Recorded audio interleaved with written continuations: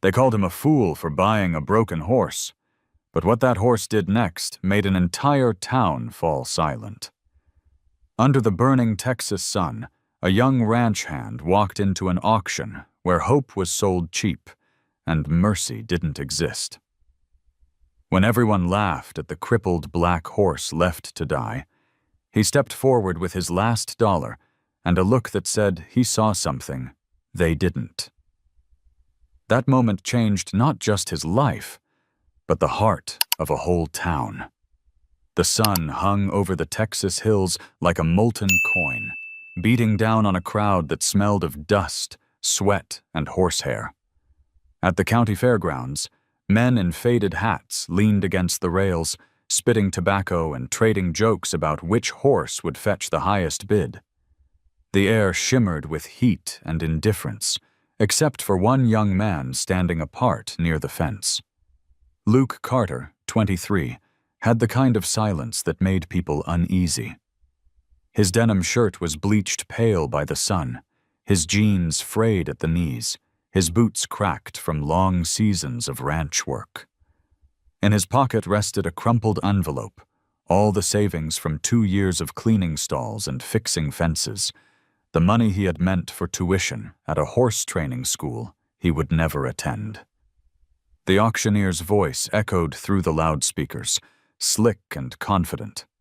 Next up, lot number 17, a black stallion, Spanish bloodline, injured hind leg, sold as is. The handlers pulled the horse into the ring. Dust rose around his hooves, glowing gold in the sunlight. Storm. That's what they called him once, though no one in the crowd remembered. His coat, once a gleaming midnight, was now dull with neglect. He limped heavily, the muscle above his left hock trembling with each step. Murmurs spread, worthless, crippled, better off shot. Laughter rippled like dry grass. Luke felt the laughter like a nail driven between his ribs. The horse's eyes, dark, alert, proud even in pain, caught his for the briefest moment. In that gaze, Luke saw a mirror, a creature broken not by weakness, but by being pushed too hard, too young. The auctioneer shrugged. Starting bid, 500. Silence. The heat pressed down. A fly buzzed near the microphone.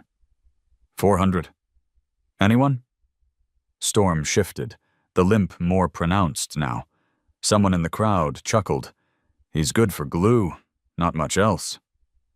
Luke's fingers tightened around the envelope in his pocket. He heard his father's voice, a memory carried by the wind. Son, a horse doesn't need to be perfect. It just needs a reason to believe again. The auctioneer sighed. 200, last call. Luke raised his hand. The crowd turned. A few snickers, a whistle, then that slow wave of disbelief. Sold to the young man in the back, the auctioneer announced, half amused, half pitying. When Luke stepped into the ring to take the reins, Storm jerked violently, nostrils flaring. The rope burned Luke's palm, though horse's strength was still there, wild, defensive, humiliated. Easy, boy, Luke murmured, though his own heartbeat was thundering in his ears. The horse's eye rolled toward him, and for a second Luke thought he saw a flicker of something other than fear. Outside, the crowd dispersed, the laughter fading behind him. The fairground quieted, leaving only the buzzing of cicadas and the far-off hum of engines heading home. Luke stood beside the horse trailer he'd borrowed from a neighbor, staring at the stallion who refused to look back. The animal stood rigid, nostrils trembling with distrust. Sweat glistened on its flank like small coins of glass. You don't owe me anything, Luke said softly. But you're not done yet. He opened the trailer gate and waited. Storm hesitated, ears flicking, eyes uncertain, Then, with a grunt, he limped forward, a single step, then another, until he stood inside. The door clanged shut.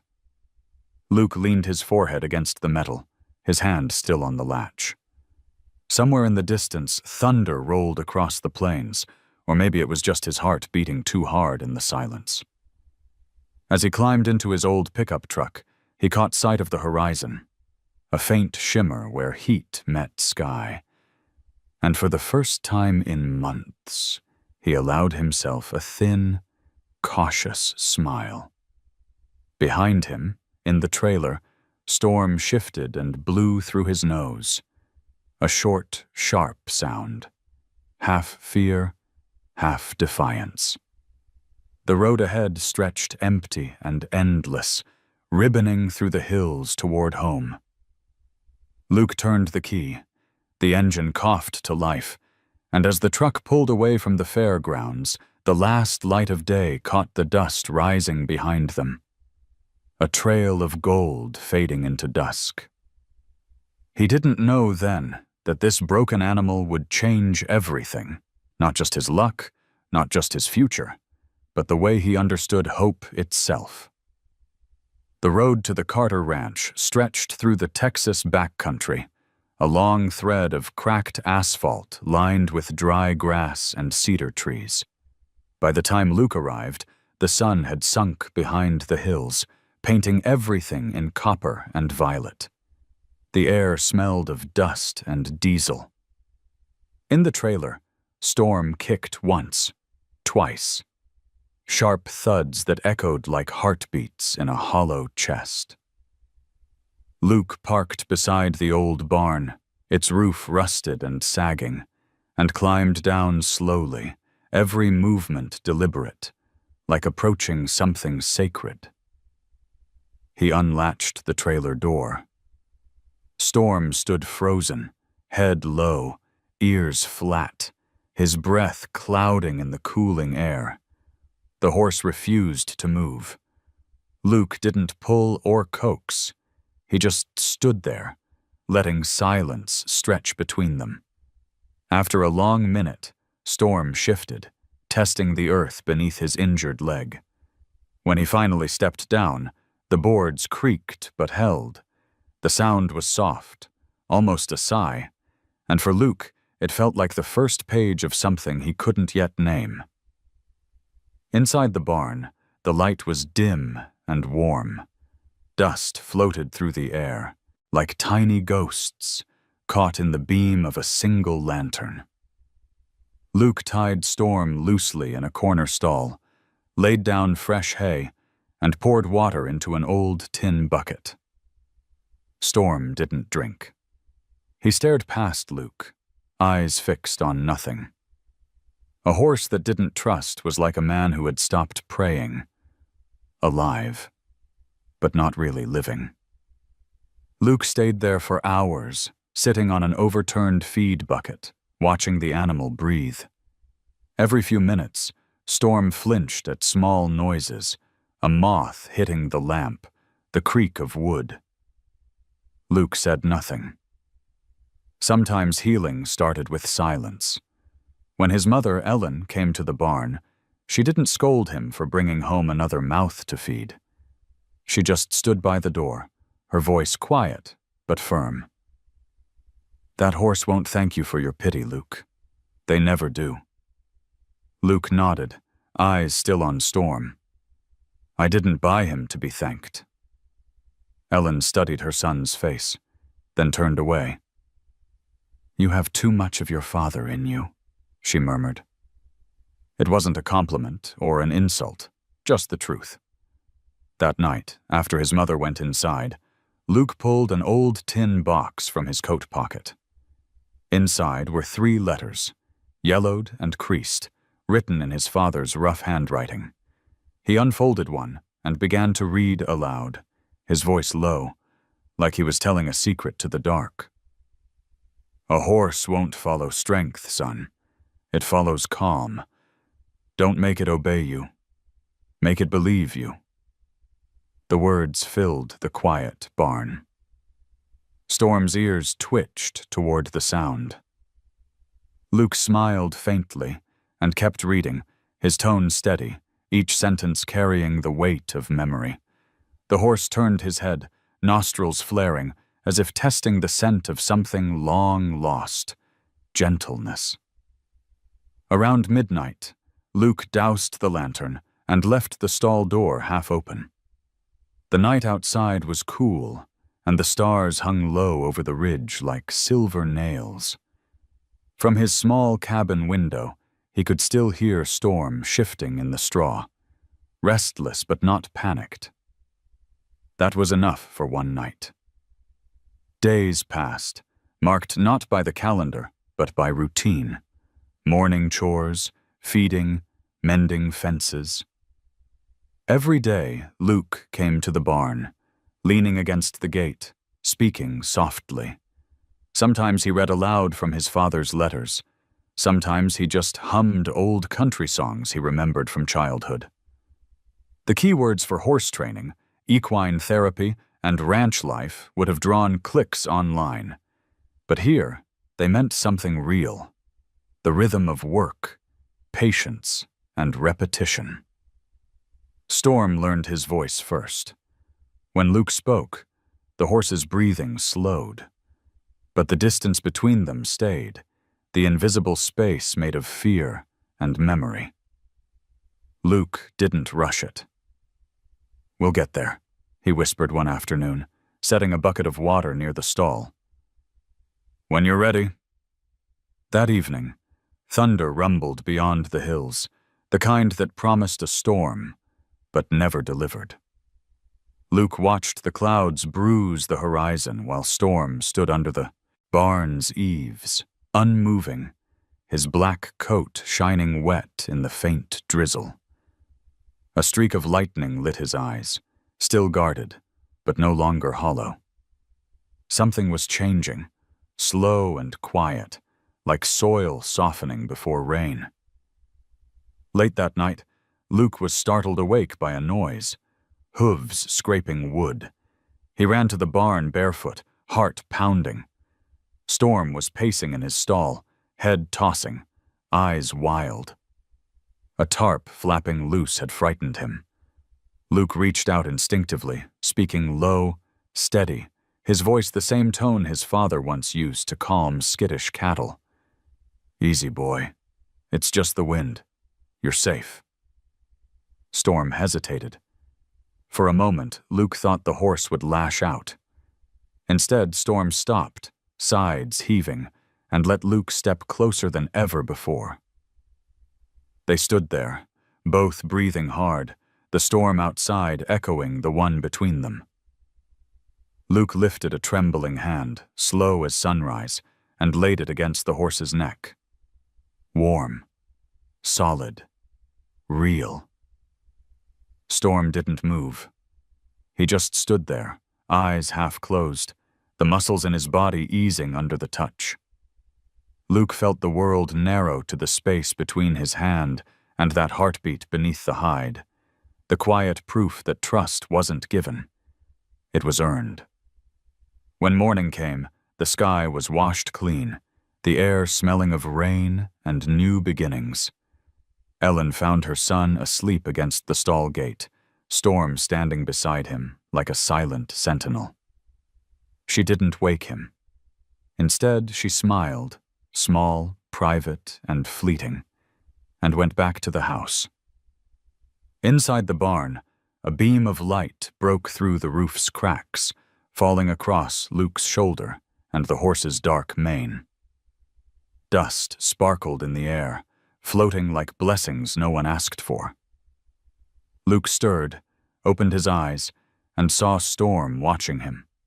Still wary, but closer now. "Morning," he said softly. "Let's try again."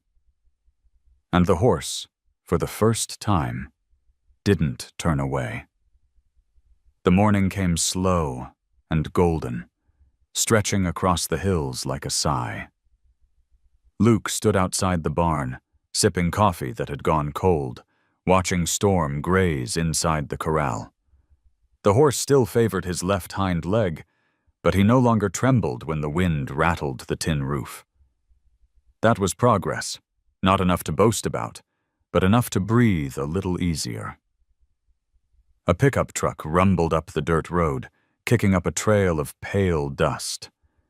Luke squinted as it stopped near the gate. A woman stepped out, tall, calm, dressed in jeans and a sun-bleached shirt. Her hair was tied back, her boots clean but worn at the heels. She carried a leather satchel over one shoulder, the kind used by veterinarians. "Morning," she said, her tone even and unhurried. "I'm Sarah Mitchell, county vet." Luke wiped his hands on his jeans. "Didn't call for a vet." She smiled faintly. "Your mother did. Said her son brought home a wounded miracle and refuses to let anyone touch it." He frowned, half embarrassed. "He's not a miracle, just stubborn." "Then you two will get along fine," she replied. Sarah's voice carried that soft authority that people either trusted or feared. Storm lifted his head at the sound, ears pricking forward, nostrils flaring. The horse's body stiffened as she approached the corral. Luke stepped between them automatically, his instinct sharper than his manners. "Easy," she said, not to him but to the horse. "I won't hurt him." Her eyes met Storm's. Calm, unblinking. She didn't reach out or move closer. She just stood there, breathing slow, letting the silence stretch until the animal's muscles eased. Then she nodded toward the injury. "Old tendon tear. Looks like he was worked too hard after it happened." Luke glanced at her, surprised. "You can tell that from here?" Sarah crouched, her gaze never leaving the horse. "I've seen it before. In rodeo stock, racing studs. People push because winning pays more than healing does." She rose again, dusting off her jeans. "You've got a long road ahead, Luke Carter. But he can come back, not the way he was, but enough to live without pain." Luke hesitated. "How?" She looked at him then, really looked. "By making him trust you more than he remembers the man who broke him." The words landed heavier than she probably meant them to. Luke nodded, throat tight. Sarah gave him a sheet of handwritten instructions. Stretches, compress routines, gentle walks at dawn. "And talk to him," she added. "Horses don't understand words, but they remember tone. Make yours worth remembering." That night, Luke followed her advice. Storm stood under the barn light, eyes half closed, his body still scarred, but calm. Luke read from his father's letters again, voice low, steady. It didn't matter what he said. What mattered was that he stayed. When the horse leaned forward, exhaling softly, Luke could almost feel his father's hand on his shoulder, the quiet approval of a man long gone. Days folded into one another, marked by repetition and quiet work. Sarah returned every few days, sometimes to check the leg, sometimes just to watch. She never rushed the animal, never raised her voice. She taught Luke how to wrap the tendon with even pressure, how to spot small changes in posture, how to read fear before it turned to panic. Her presence filled the barn with something Luke hadn't realized was missing: steadiness.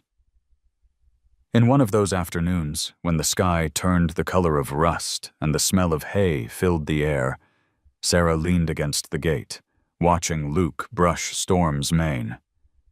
"You've got patience," she said. "Most people your age don't." Luke chuckled softly. "Most people my age aren't trying to heal what they can't afford to lose." Sarah smiled, but didn't answer. For a moment, the barn was all sound: the scrape of hooves, the slow rhythm of breathing, the whisper of wind slipping through cracks in the walls. As the sun dipped low, Luke noticed Storm's gait improving. The limp remained, but each step seemed less burdened. He turned to Sarah, pride flickering across his face. "He's getting better," she studied the horse, then him. "So are you." He frowned slightly. "What's that supposed to mean?" "Wounds don't just happen to bodies, Luke. Sometimes they live in how you look at things." Her words lingered after she left, like the scent of her cologne. Faint, warm, and impossible to forget. That night, Luke sat outside the barn, back against the wooden post, watching fireflies flicker in the tall grass. Inside, Storm stood quietly in his stall, no longer pacing, no longer flinching at every sound. Luke realized he hadn't felt that hollow ache in his chest all day. He looked up at the stars. "You were right, Dad," he whispered. "Calm first, then trust." Behind him, Storm snorted softly, as if answering. Luke smiled, his eyes heavy with the kind of tiredness that came from hope, not defeat. When the wind shifted, carrying the scent of cedar and rain, the horse lowered his head and took a slow step closer to the gate. The smallest motion, but enough. Luke didn't move. He just sat there, letting the moment unfold. The cicadas sang, the night wrapped around them, and somewhere far off, thunder grumbled over the hills. "Tomorrow," he said quietly, not sure to whom, maybe to himself, maybe to the horse. "Tomorrow we start walking again." And from inside the barn came a single sound, a hoof striking the earth once, firm and sure, like an answer. By late summer, the fields around the Carter Ranch had turned the color of old copper. Grass crunched underfoot, and the sky seemed wider than ever. Storm's leg had strengthened enough for short walks beyond the fence line, his gait uneven but proud. Luke guided him slowly down the dirt path, the reins loose, his voice low and steady. "Easy, boy. We're not racing anyone." Storm flicked an ear toward him, accepting the rhythm of those quiet mornings. It was peace of a sort. The kind that arrives when you stop waiting for life to go right. Until the past came back wearing polished boots and a smile that never reached the eyes. The first sign was a white truck parked by the gate. Luke knew the emblem before he saw the man. Hargrove Ranch, painted in gold letters. His stomach tightened. The driver's door opened, and Ethan Hargrove stepped out like he owned the sun. Tall, clean-shaven, wrapped in money and self-assurance, he looked out of place against the weathered fences and dust. "Well," Ethan said, taking off his sunglasses, "didn't think I'd find my horse still standing." Luke froze, Storm snorting beside him, the air thick with tension. "Your horse? You sold him at auction." Ethan shrugged, smiling thinly. "Sold, yes. But you see, Storm's still branded with the Hargrove mark. That makes him part of the family legacy." Luke's jaw tightened. "That mark doesn't mean he's yours anymore. It means he survived you." For a moment, silence cut through the dry wind. Then Ethan's laugh, sharp and hollow. "Cute. But you'll learn something about this part of Texas, kid. Everything and everyone answers to money." Sarah appeared from the barn just then, wiping her hands on a towel, eyes narrowing when she recognized the man. "Ethan?" "Dr. Mitchell," he greeted smoothly. "Still trying to save lost causes?" Sarah crossed her arms. "Sometimes the lost ones are worth saving." He stepped closer, ignoring her, his gaze fixed on Luke. "I'm making you an offer. 10,000 for the horse." "Cash." Luke's throat felt dry. "He's not for sale. 15. You're wasting your breath. Ethan's eyes cooled. You don't want to make this personal, Carter. You've got debts. That land of yours isn't exactly bank-proof. Luke didn't answer. The insult didn't sting as much as the truth behind it. His mother's medical bills, the unpaid mortgage, they were cracks beneath every quiet morning. Sarah stepped forward, voice firm. That's enough, Ethan. Leave. He smiled again, but this time it was all teeth. You'll regret this. I always finish what I start. Then he turned, the dust from his boots settling like ash after a small fire. When he drove off, the world felt too still. Luke stood there, the faint smell of gasoline lingering in the air, watching the trail disappear into the horizon. Who was he? His mother asked that evening when Luke told her what had happened. Ellen Carter had the calm of someone who had already seen too many storms in her life, but her hands trembled slightly as she poured coffee. The man who broke Storm, Luke said quietly. And he's not done yet. She looked at him, tired eyes meeting his. Then you'd better be ready. That night, Luke couldn't sleep. He sat outside the barn, watching the stars blink above the dark outline of the hills. Storm shifted inside the stall, restless, sensing his unease. Luke whispered into the night, "He's not taking you back. Not while I'm breathing." The next few days carried a strange electricity. Sarah came by more often, helping Luke strengthen Storm's leg, teaching him new stretches, new patience. Yet there was an unspoken worry between them now. The shadow of Ethan Hargrove, the man who didn't like being told no. One afternoon, while Luke was repairing a section of fence, Sarah joined him. The heat shimmered over the fields, the air heavy with cicadas. "He'll come back," she said, her tone low but certain. Luke didn't look up. "Let him. I'm not afraid. You should be careful. People like him don't lose quietly." He paused, hammer in hand. "Then we don't give him the chance to win." That evening, a storm rolled across the plains. The real kind this time. Wind howled through the barn slats.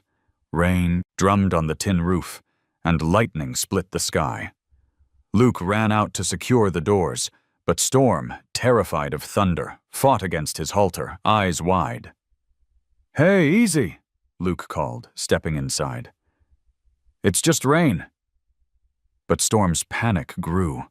The horse reared, hooves striking the wall.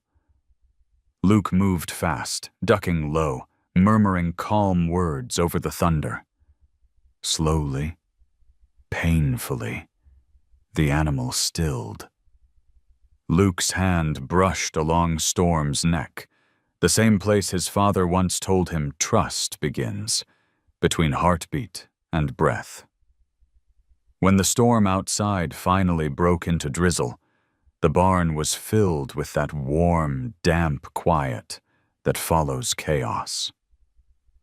Luke exhaled, forehead resting against the horse's shoulder. "We'll be fine, boy. Let them come." A flash of headlights cut through the rain outside. A truck idled briefly near the road, then turned away. Luke didn't see it, but Sarah did from her porch across the valley. She watched the taillights disappear, her heart tightening with the certainty that Ethan Hargrove hadn't left this story behind. The next morning, Luke found a note pinned to the fence post, the handwriting sharp and deliberate. "You think you can keep what's mine? Watch how fast I take everything else." He read it once, twice, then tore it in half. The pieces fluttered into the dry grass like burned paper. He didn't show it to Sarah or his mother. Instead, he walked to the barn and found Storm waiting, calm and silent. Luke placed a hand on the horse's muzzle. Guess the past doesn't die easy, he said softly. But neither do we. Storm exhaled through his nose, a low, steady sound that felt like a promise. And as the sun rose over the Texas hills, Luke understood something his father had tried to teach long ago. Some battles aren't about winning. They're about not backing down, no matter who's watching. The night had been too quiet, the kind of stillness that doesn't rest, only waits. The air over the Texas hills was thick and dry, the smell of dust mixing with the faint sweetness of hay. Luke had fallen asleep on the couch, his boots still on, exhaustion finally catching up to him. In the barn, Storm shifted restlessly, the low snorts of an uneasy dream drifting into the silence.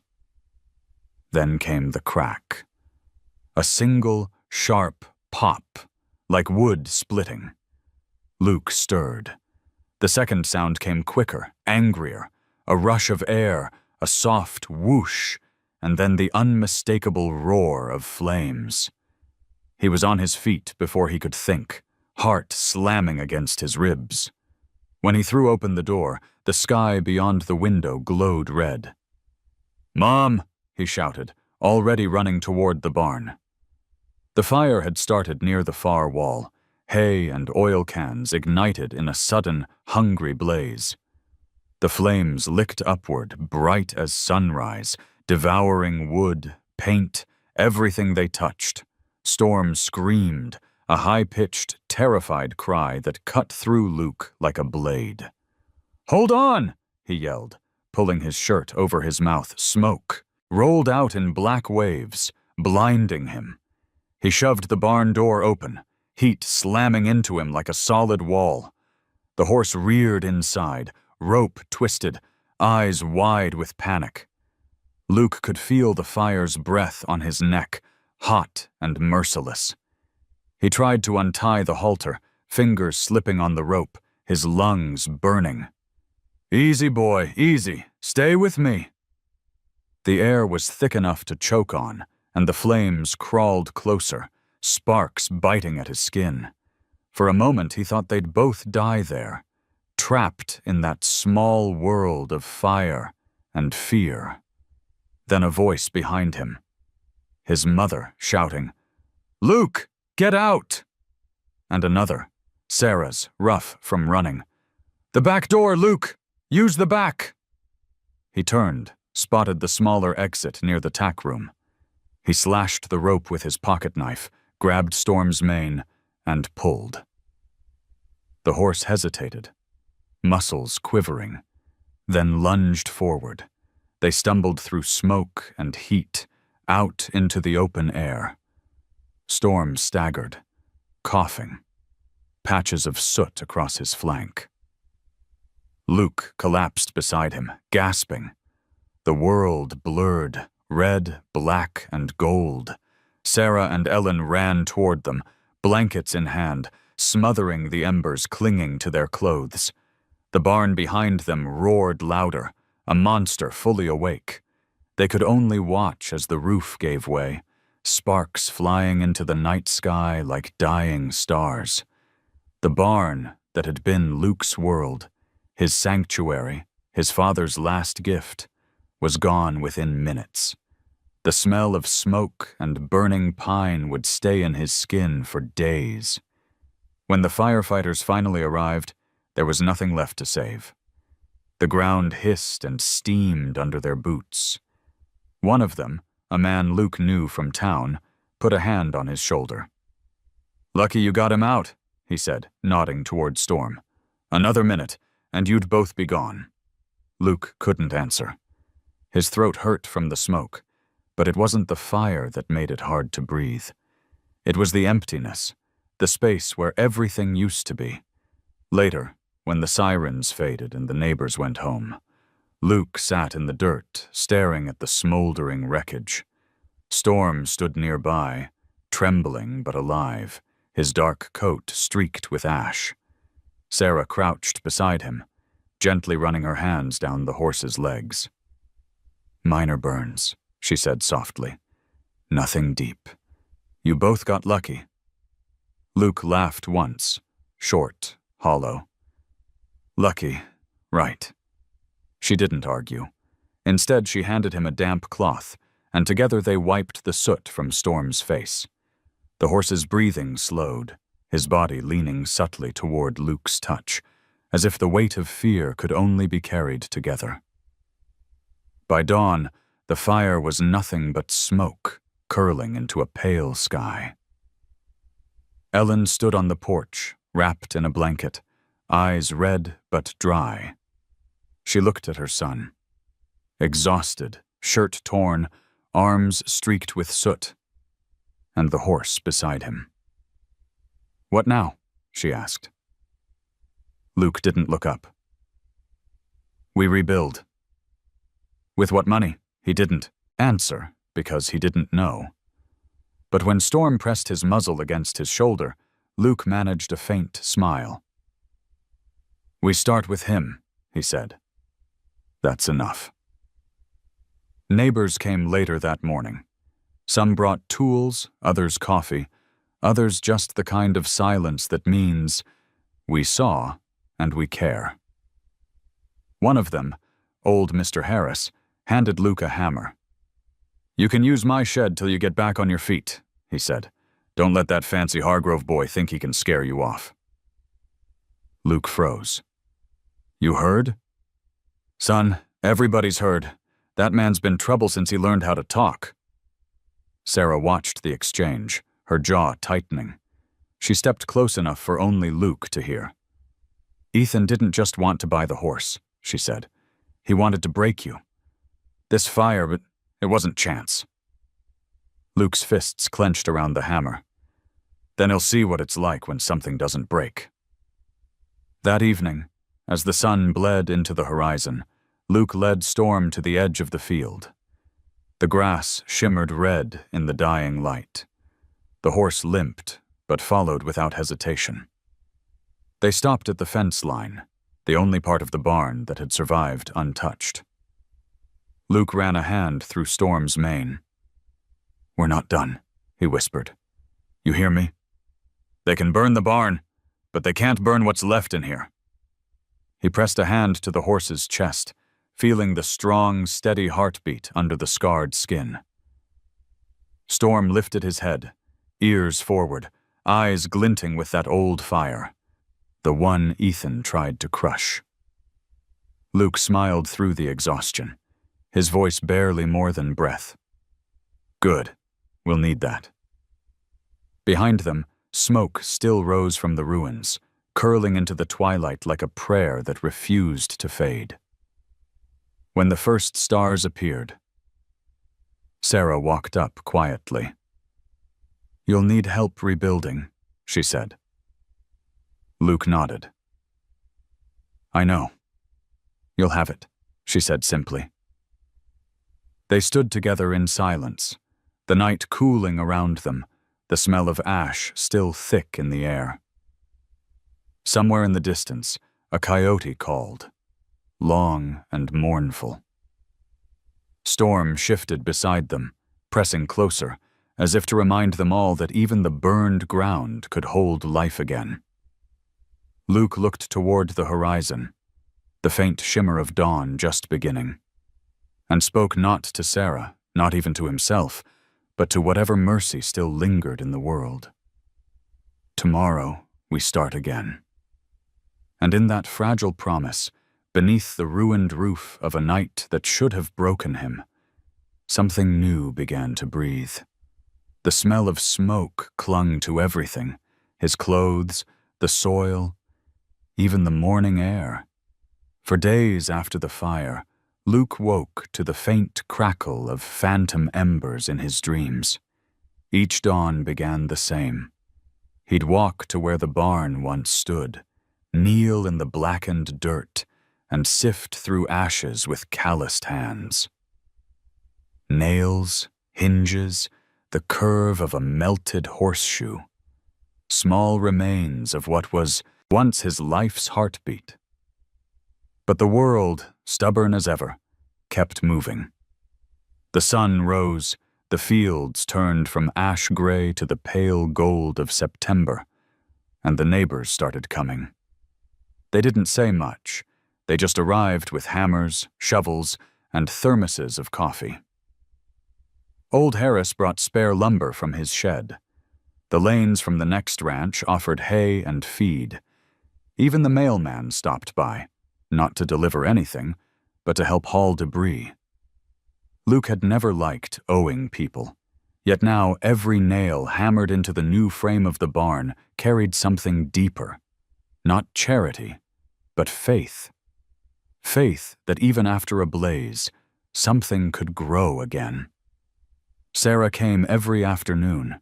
Her truck would rumble up the dusty road, and Storm would prick his ears before the engine even stopped. She brought ointments for the horse's burns, rolls of clean bandages, and her quiet presence. They worked mostly in silence. Sarah would kneel beside Storm, her hands gentle but firm, cleaning each wound with practiced care. Luke would hold the halter, murmuring low when the horse flinched. The smell of antiseptic mingled with hay and sweat. "You ever think about leaving?" Sarah asked one day, wrapping fresh gauze around the horse's leg. "Where to?" Luke replied. "Anywhere with less fire." He smiled faintly. "Storm wouldn't like it. He's got Texas in his bones." She glanced up, meeting his eyes. "You sure it's not you who does?" Luke didn't answer. The truth was complicated. This land, scarred, dry, unpredictable, mirrored everything inside him. To leave it would feel like walking away from the only part of himself that still made sense. By the end of the week, the skeleton of a new barn stood proud against the horizon. It wasn't fancy. It leaned a little and smelled of fresh pine. But when the last plank went up, the neighbors clapped, and for the first time since the fire, Ellen Carter smiled. That night, as they ate a modest dinner under the porch light, Luke noticed his mother's hands trembling slightly as she lifted her cup. "You should rest, Ma," he said gently. "I will," she answered, staring into the dark yard. "But promise me something." "Anything. Promise me you won't let that man take more from you than he already has." Luke hesitated. "He's not getting a thing from me." "Then don't let hate be what's left." He wanted to tell her hate wasn't what kept him going. It was something quieter, sharper. The need to prove that pain didn't get to decide the ending. Later, he found himself at the corral again. Storm was standing under the moonlight, coat gleaming silver where it wasn't singed. Luke ran a hand down his neck, feeling the rise of healed scars beneath the hair. "Still standing," he whispered. "Guess we both are." Over the next weeks, Sarah intensified their routine. She introduced hydrotherapy, hauling a large metal trough to the barn, filling it with cold, water hauled by buckets. Storm eyed it suspiciously, ears flicking. "It'll help him rebuild muscle without straining the tendon," Sarah explained, "like therapy for athletes." Luke laughed softly. "Didn't think we were running a spa out here." "You'd be surprised how much good water can do," she said, rolling up her sleeves. The sessions became ritual. Luke guided Storm into the trough while Sarah stood nearby, stopwatch in hand, timing the steps, the shifts of balance. The horse's reflection rippled across the surface, distorted but beautiful. Each day the limp grew less pronounced. One afternoon, after the therapy session, Sarah leaned against the fence, eyes soft with quiet pride. "You've got something special with him, Luke. That connection. It's rare." He shrugged. "Just time and patience."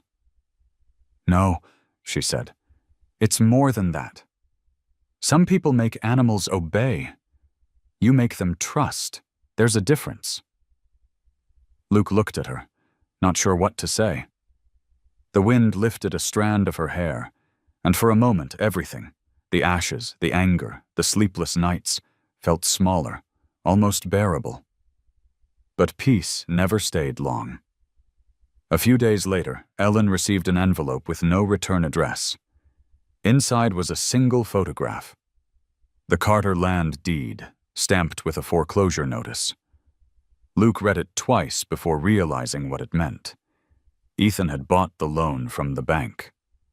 He stood on the porch, hands shaking, the evening sun bleeding orange over the hills. Sarah came by just as he finished explaining. "He's trying to force you out," she said, her voice steady, but her jaw tight. Luke nodded. "Guess he doesn't like losing. You can fight this.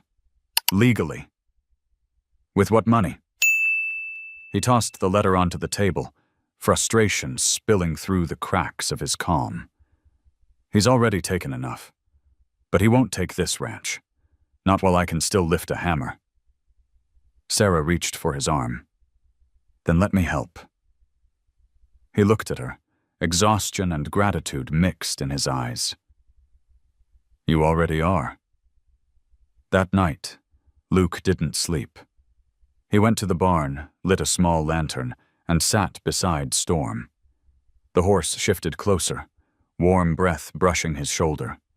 The flame flickered over the new wood beams, fresh and pale against the dark. "Everything's temporary," Luke murmured. "Even pain. Even men like him." He looked at his hands, cracked and scarred, then at Storm's healed leg. "But what we build, maybe that lasts." Storm nickered softly, pressing his muzzle against Luke's chest, a simple gesture that felt like understanding. Outside, the night air hummed with crickets, and the scent of cedar hung thick. From the hills came the faint glow of a distant house, the Hargrove estate, golden and proud.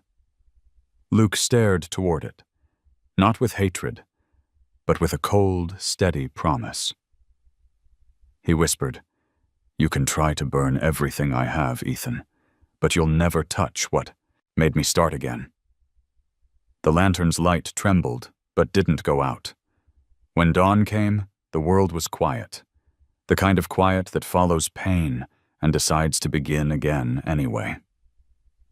The first cool winds of autumn swept through the valley, carrying the scent of cedar and the faint promise of rain.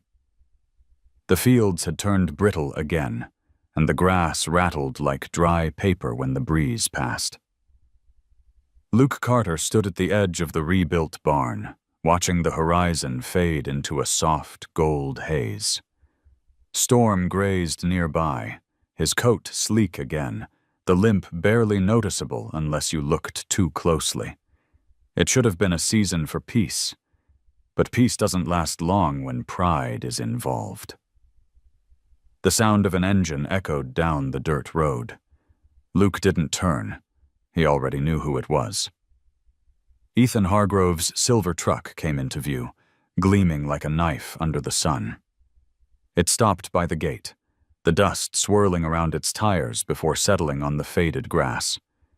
Ethan stepped out, his boots spotless, his shirt ironed, his confidence the same as ever.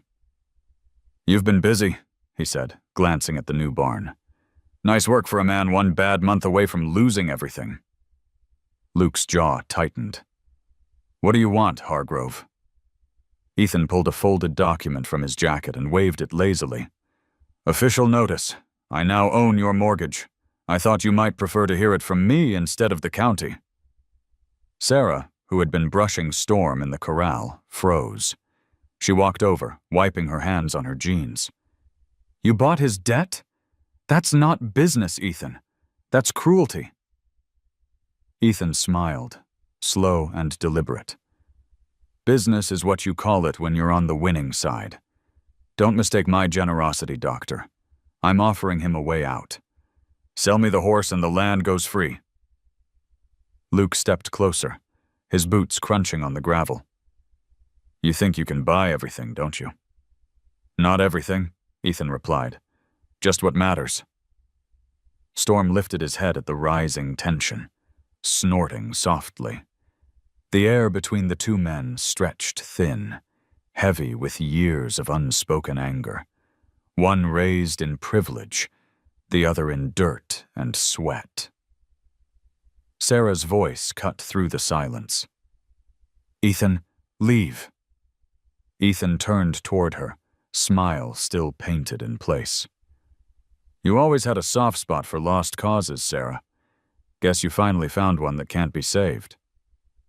"Get off my property," Luke said, the words low but sharp. Ethan's expression hardened, the charm slipping. "You really think you can fight me? I've got judges, bankers, friends in every corner of this county. You've got a barn held together by hope and rust." Luke took another step forward until they stood nearly chest to chest. "Hope's stronger than you think." For a second, neither moved. Then Ethan laughed, a brittle, hollow sound, and slid his sunglasses back on. "I'll give you a week," he said, turning toward his truck. "After that, this place is mine." He drove off, leaving behind a trail of dust and the sour smell of diesel. Sarah watched the truck disappear, her hands shaking. "He won't stop." "I know," Luke said quietly. "That's why I can't, either." That evening, the sun dipped low over the hills, staining everything in red and amber. Luke worked in silence, mending the corral fence. Each strike of the hammer felt like a heartbeat, steady and defiant. Storm stayed close, following him from post to post. Sometimes Luke thought the horse understood more than any human ever could. Sarah joined him later, carrying 2 mugs of coffee. They sat on the fence, watching the sky fade to indigo. "You can't fight money with stubbornness," she said. "I'm not fighting with stubbornness." "Then what are you fighting with?" He stared at the horizon. "With what my father left me." Sarah frowned slightly. "The ranch?" "No, his pride." The night grew colder. In the distance, coyotes cried. Sarah looked at him, her face soft in the dim light. "Pride can build you up, Luke, but it can also burn you down." He met her gaze. "Maybe, but at least it's fire, I understand." She didn't argue. Instead, she reached out, resting her hand briefly on his arm, the kind of touch that said more than comfort, less than confession. Then she stood, brushing the dust from her jeans. "You'll need proof if you want to keep this land. There has to be something illegal in how he got the mortgage. I'll ask around." "Sarah, I'm not asking," she interrupted gently. "Let me help." Luke nodded. "Just be careful." When she left, the night settled heavy again. Luke leaned on the fence, staring at Storm under the pale light. The horse shifted closer, his breath visible in the cooling air. "Guess we're both too proud for our own good," Luke murmured. "But maybe that's the only reason we're still standing." The days that followed moved slow and sharp. Luke threw himself into work, repairing tools, hauling feed, training Storm. Every morning, he led the horse down the trails, testing the healed leg over uneven ground. Storm's strength returned, each stride more confident than the last.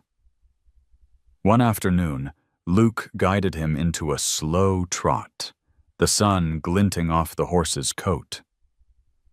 Storm's muscles rippled with effort, his hooves beating steady rhythm on the packed earth. At the edge of the pasture, Luke stopped, eyes damp with pride. "You still got it, boy," he said. "You never lost it."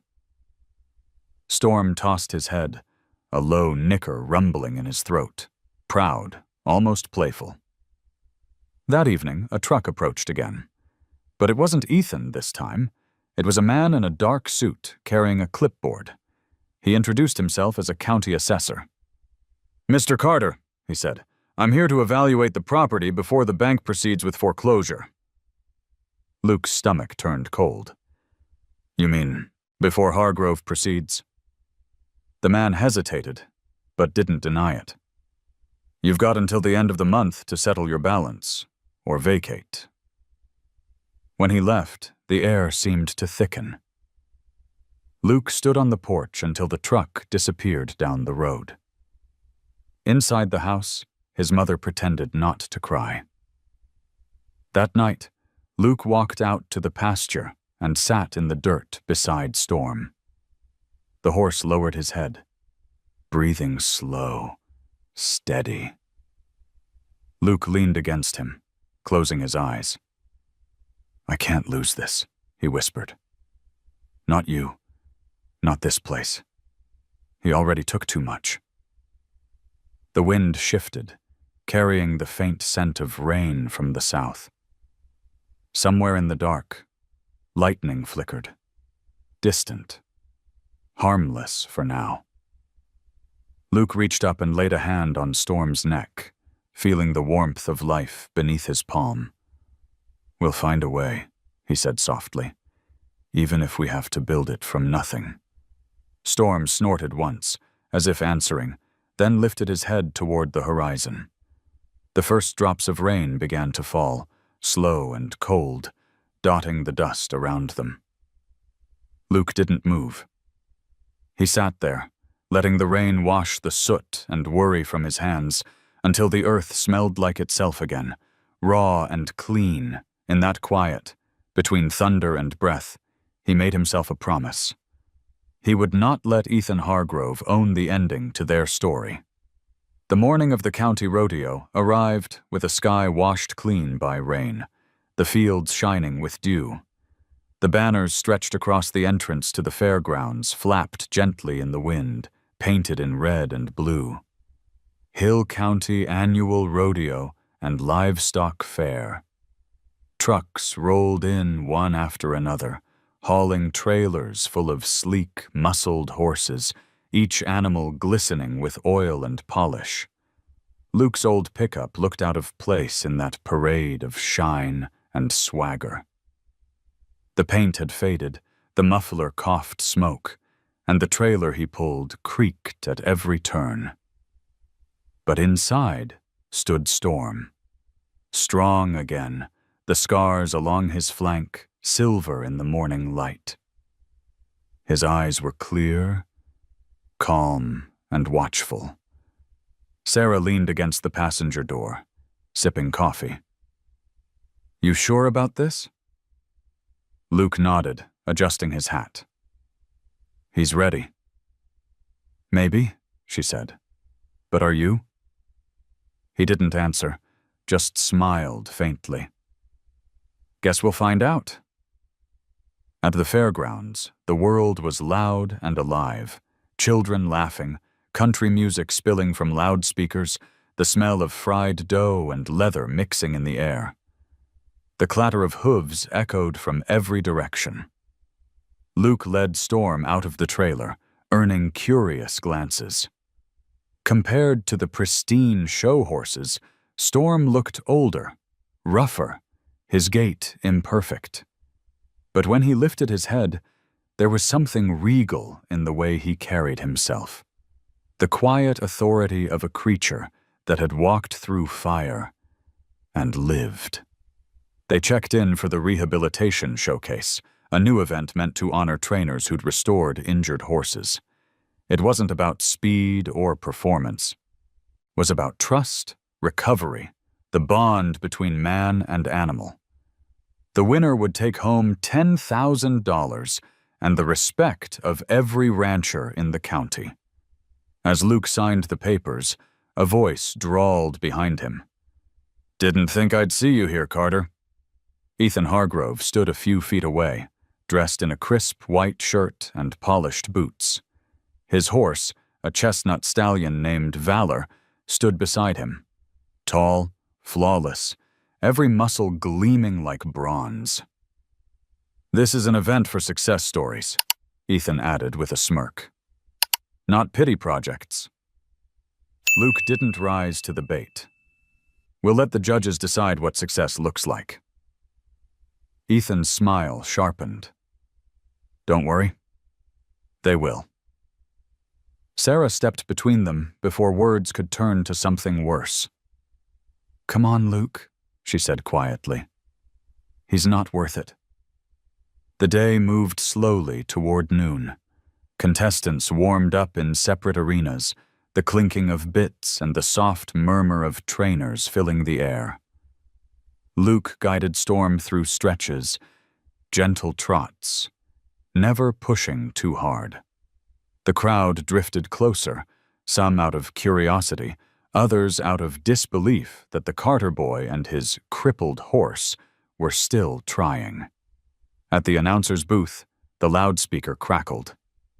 Ladies and gentlemen, welcome to the Rehabilitation Showcase. Today we celebrate the spirit of recovery and the unbreakable bond between rider and horse. One by one, participants entered the ring. Horses stepped carefully through obstacle courses, some still favoring old injuries, others already close to whole. Applause came and went in polite bursts. Then Ethan and Valor entered. The chestnut stallion moved like liquid sunlight, each step a display of power. Ethan tipped his hat to the crowd, smiling for cameras.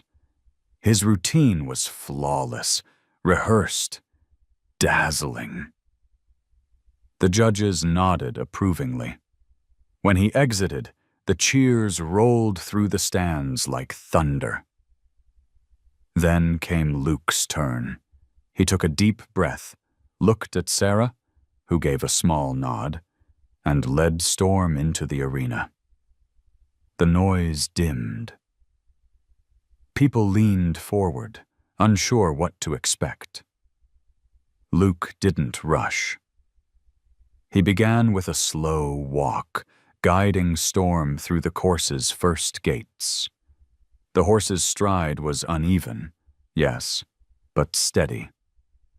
Each time his hoof struck dirt, you could feel the weight of 1,000 quiet mornings, the patience, the healing, the persistence. Halfway through, Luke stopped and removed the rope halter. A murmur swept through the crowd. He stepped back, hands open. Storm stood motionless for a heartbeat, then, as if understanding, began to move again on his own. He circled the arena without command, following the pattern they had practiced countless times. Luke walked beside him, not leading, only accompanying. The crowd fell silent. At the final obstacle, a narrow ramp, Storm hesitated. Luke whispered, "It's okay. We've done harder things." The horse snorted, pawed the dirt, then climbed. His gait faltered, at the top, but he didn't stop.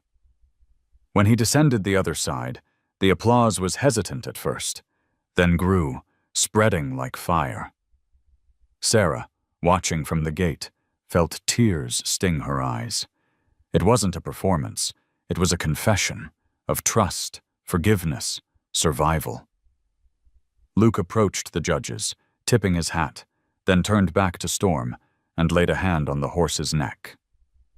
"You did good, partner," he murmured.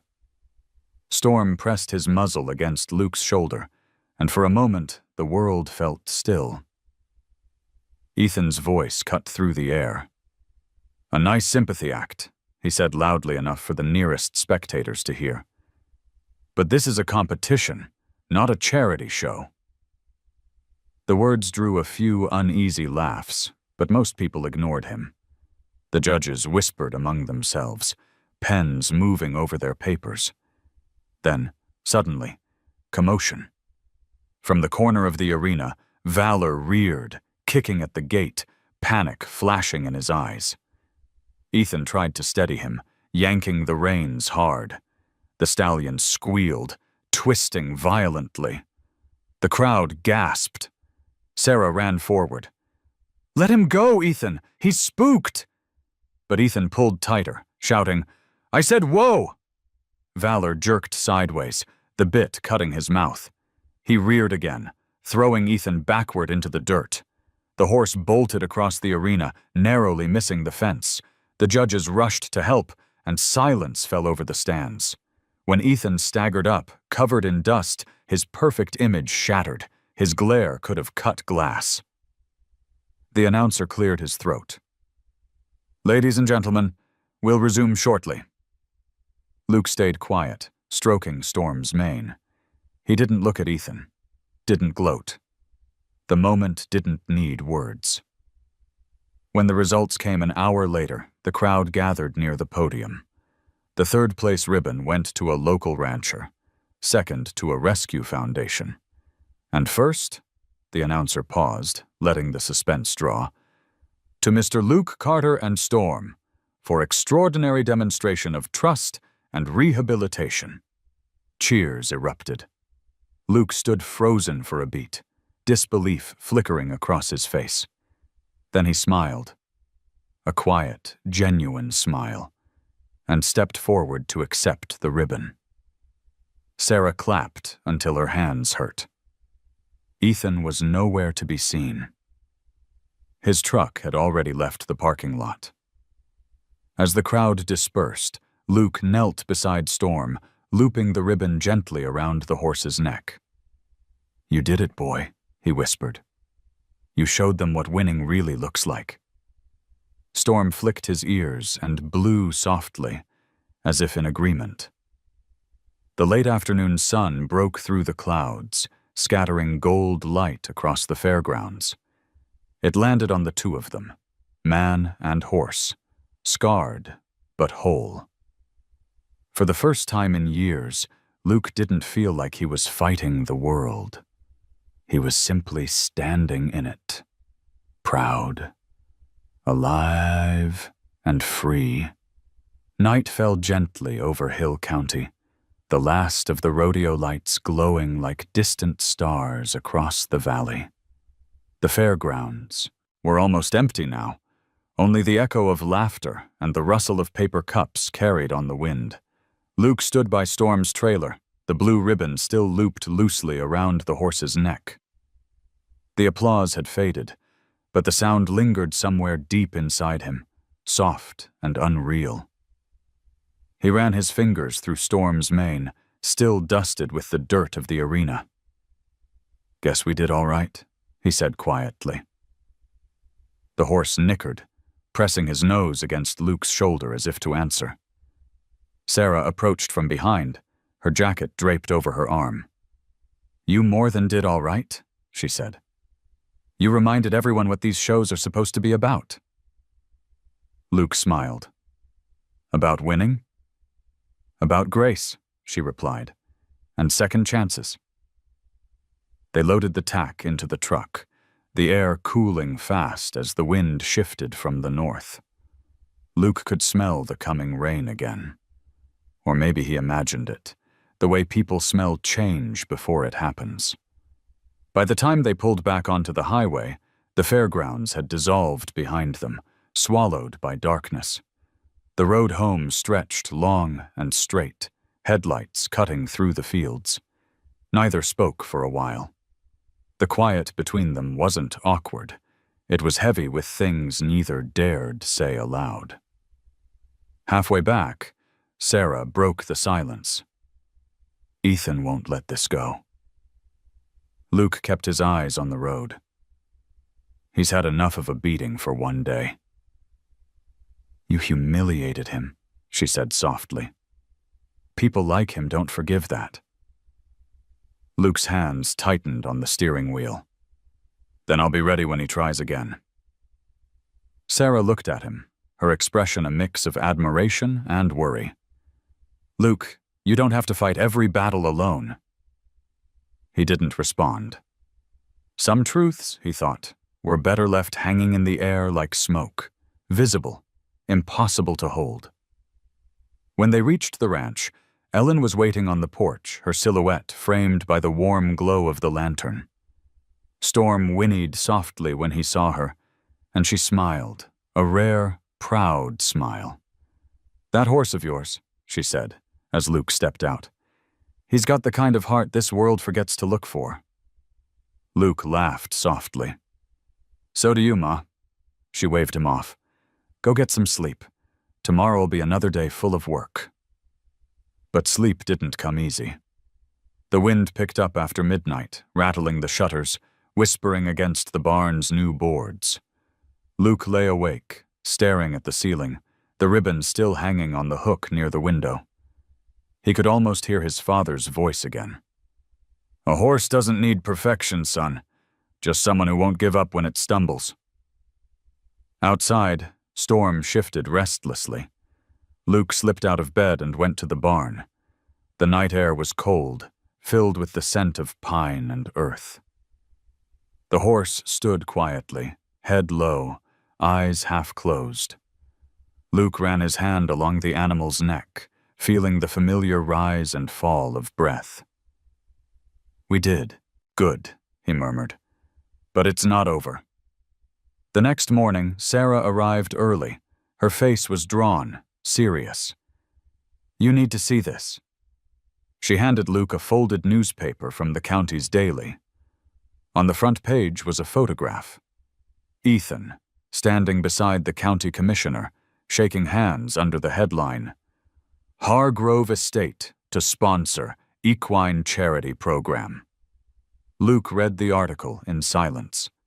The event, scheduled in 2 weeks, would feature a showcase honoring the region's finest rehabilitation work, conveniently hosted at the Hargrove Ranch. Sarah's tone hardened. "He's turning your work into his story." Luke folded the paper slowly. "Then maybe it's time people saw who really did the work. You can't confront him alone." "I don't plan to," Luke said, though he wasn't sure who he was trying to convince. Later that afternoon, as he led Storm into the pasture, the sound of a truck climbing the gravel road reached them. He turned, expecting Sarah, but it wasn't her. Ethan's foreman, a thick-set man with a cigarette dangling from his mouth, leaned out of the window. "Message from Mr. Hargrove," he said. "He wants to make a deal. One last chance to walk away before things get complicated." Luke's jaw tightened. "Tell him I don't take orders from thieves." The man grinned, flicked his cigarette to the ground, and drove off. That evening, clouds rolled in heavy and gray. The smell of rain deepened. Sarah came by after her rounds, carrying files she'd pulled from the courthouse, documents proving Ethan's purchase of the Carter mortgage wasn't entirely clean. "We can use this," she said, "if you're willing to fight it the hard way." Luke studied the papers, the columns of fine print blurring together. "He's built his life on loopholes. I'd rather beat him in daylight than in paperwork." Sarah sighed. "Luke," but before she could finish, a sudden noise cut through the night, the unmistakable crack of wood splintering. Storm neighed sharply. Luke ran outside. A section of the corral fence lay smashed, tire tracks gouging the earth beside it. He knelt, fingers tracing the mud. Fresh. Whoever had done it hadn't been gone long. Sarah caught up behind him, breath quick. "Was he inside?" "No," Luke said, standing. "He's safe." The anger in his chest was sharp, steady. "This is his warning shot."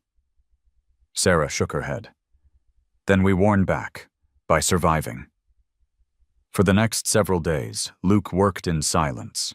He rebuilt the fence by hand, post by post. He could feel eyes on him from across the fields, Ethan's men maybe, watching, waiting. But he didn't stop. Storm followed him everywhere, calm and resolute, as if the horse understood that every nail Luke drove into the wood was a promise, that they weren't going anywhere. On the 7th evening, the sky opened up, pouring rain that hammered the tin roof and turned the ground to mud. Luke stood in the downpour, head tipped back, letting the water soak through his shirt. When he turned toward the barn, Storm was standing in the doorway, silent and steady, a shadow cut from the night itself. Sarah's truck appeared through the rain. She jumped out, shouting over the noise. "I talked to the county fair board. They want you and Storm to perform at the next regional showcase. It's bigger, televised, sponsored by the state. If you win there, Luke, the prize money could clear your debt and end this for good." Luke blinked water from his eyes, half laughing. "You serious?" She nodded, hair plastered to her face. "Dead serious, but it's in 10 days. You'll need to push him harder than ever." He looked toward Storm, who snorted, pawing the ground impatiently. Luke smiled. "Guess he's ready." Lightning streaked across the horizon, illuminating the soaked fields in a sudden flash of white. Storm didn't flinch. Luke took that as a sign. He turned back to Sarah, rain dripping from his hat brim. "Then let's show them what second chances really look like." The thunder answered, deep, rolling, almost like applause. The week before the regional showcase felt like a prayer said under one breath. Mornings began with frost glazing the grass, the light thin and silver, the kind that makes every sound sharper. Luke rose before dawn, brewed coffee that tasted like stubbornness, and walked to the barn where Storm waited. Ears pricked, eyes bright in the lamplight. They worked without spectacle. Poles on the ground, slow circles, transitions that depended less on muscle than on trust. When the horse hesitated, Luke stood still and let silence do the teaching. When he advanced, Luke moved beside him, not ahead. You could feel the miles they had walked together even when they stood still. Sarah kept the schedule strict, her handwriting pinned to the barn wall next to a ribbon that no longer felt like a miracle, only a milestone. She swapped out bandages, iced the tendon after every session, and adjusted the regimen with a precision that bordered on devotion. At night, she sat at the kitchen table with Ellen, circling numbers on a legal pad, mortgage figures, veterinary care receipts, even estimates for home insurance now that the new barn stood. "If you win, the prize isn't just money," she told Luke. "It's time. Time to breathe. Time to heal without calculating interest." Ellen listened quietly, running her fingers along the paper as if the numbers might soften under touch. 3 days out, the Hargrove truck idled at the far end of the road, silhouettes motionless behind tinted glass. Luke didn't look up from the pasture. He set another pole, measured another distance, and asked Storm for a trot so slow it felt like a long exhale. "Don't stare at them," Sarah murmured. "Make them stare at this." The horse rounded his neck and floated, the limp almost gone, not hidden but transformed into rhythm, like a scar you choose to call a story. On the last evening before they left, Luke opened the tin box of letters and read the shortest one, the one he had nearly worn through at the folds. "A good horse won't carry your pride, son. It'll carry your truth. If you can't give it that, ride alone." He folded the page, slipped it into his pocket, and walked out under a sky so clean it looked new. Storm followed him to the fence line and stopped at the place where Ash had once been. They stood there a while, two shadows of the same promise. The regional showcase was held at a fairground big enough to make Luke's county look like a practice ring. Flags thudded against their poles in a stiff wind. Vendors lined the walkways, saddles shining, leather oiled, brochures for equine therapy programs printed on glossy stock. A radio voice somewhere discussed mortgage rates and relief options for family farms, the kind of word string that might have felt like sales once. Today, it sounded like the language of survival. Luke parked in the far lot and unloaded Storm, who stepped down without a flinch, nostrils drinking in the new air. Backstage, trainers clicked their tongues and compared bloodlines. A few recognized Luke and nodded with that half-smile ranch country keeps for men who have earned the right to be here. Sarah handled the paperwork and disappeared briefly to meet a reporter who'd called about a story on rehab horses and rural healthcare costs. When she returned, her eyes were bright. "They'll run it either way," she said. "Win or lose." Ethan was impossible to miss even before you saw him. You sensed him, the heat of a man who thinks the world is a mirror. He stood near the in-gate in a tailored jacket, Valor beside him like living brass. "You brought your rescue project to a real arena," he said, almost pleased. "Good. I like a public ending." Luke looked past him to the course, a series of lines and turns that required balance more than speed, courage more than show. "Some endings aren't yours to write," he answered, and he meant it in the plain way a man means a fence is a fence. The opening ceremony glittered the way big events do. Announcer's voice too loud, music just a shade too triumphant.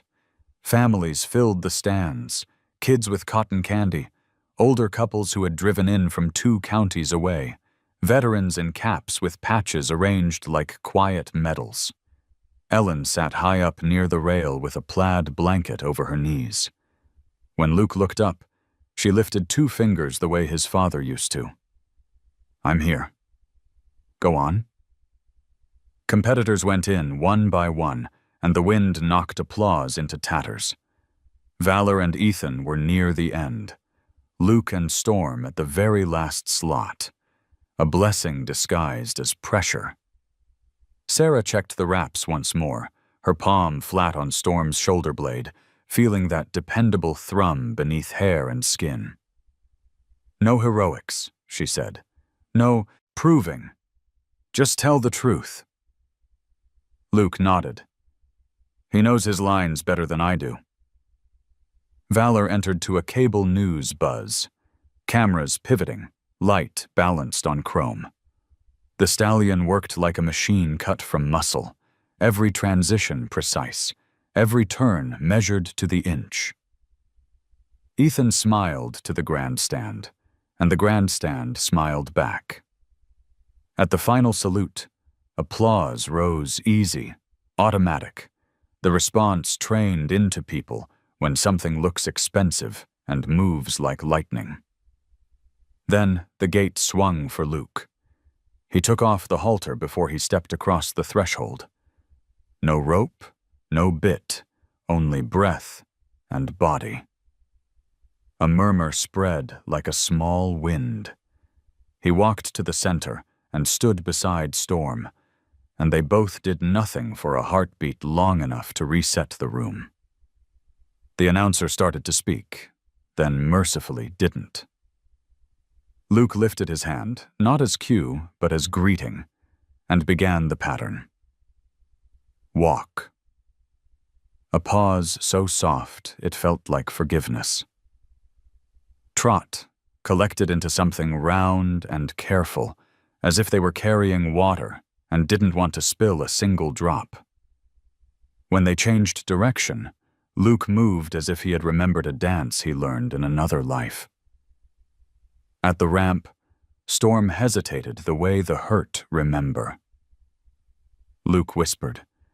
No word, just the sound of a man who lived through fire, and the horse went on, one step, then the next, until they crested the top and breathed together. Near the rail, a girl in a wheelchair watched with both hands clasped at her chest, her eyes the exact bright of a sky after rain. Luke saw her. Storm did too. He turned the circle in their direction and stopped within the hush of her breath. "May I?" Luke asked her mother, who nodded through tears she had no time to wipe away. Luke lowered himself first, let the girl touch the horse's neck, then slid an arm under her and helped her lean across Storm's withers. For a moment she was not seated or pushed or braced. She was simply held up by a creature that has carried our history longer than our remembering. The stadium did not erupt. It did not need to. The sound was a deep, human quiet, the kind that mends before it celebrates. When they finished, Luke placed his palm over Storm's chest, his own chest lifting to meet it. 2 heartbeats in a brief, private chorus. He saluted the judges with a tilt of his hat and walked out the way he had come in, unarmed, but not unready. The deliberation took a long time, perhaps because judges argue hardest when something simple asks to be named. Ethan smiled his courtroom smile at a camera crew. Luke drank water and read one more line from the letter in his pocket, just to feel his father standing somewhere in the shade. Sarah didn't speak. She stood shoulder to shoulder with him, in that stubborn kind of nearness people offer when prayer is the only tool left. The announcer returned with the voice of a man about to step on a wire. Third place went to a foundation that rescued racehorses. Applause. Second, to a ranch that pioneered a new program. Applause. A wind stroke of silence, and then, first place for exemplary demonstration of humane rehabilitation and rider-horse communication.